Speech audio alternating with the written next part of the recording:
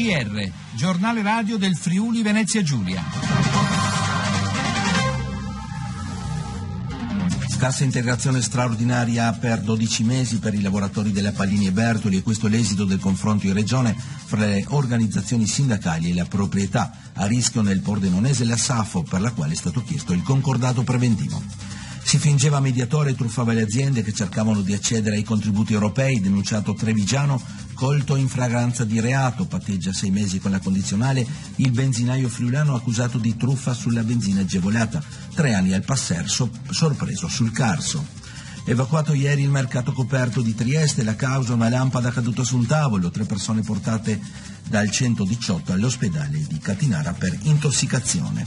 Pendolari contro denunciano Regione Trenitalia di scarsa attenzione nei loro confronti e disertano l'incontro di ieri sera, ma l'assessore Santoro replica: collaborazione mai venuta meno.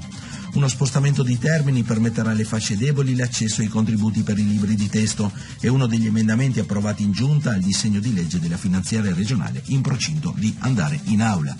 Violenza alle donne, emerge un quadro impressionante dal monitoraggio degli arrivi al pronto soccorso dell'azienda ospedaliera triestina, 352 gli accessi in meno di un anno.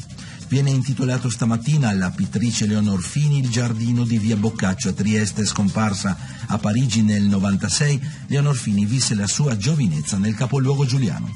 Fioccano i concerti e le manifestazioni natalizie, primo appuntamento con il Gospel Live Festival, Auditorium Concordia di Pordenone, ad esibirsi gli statunitensi Tony Washington Gospel Singers.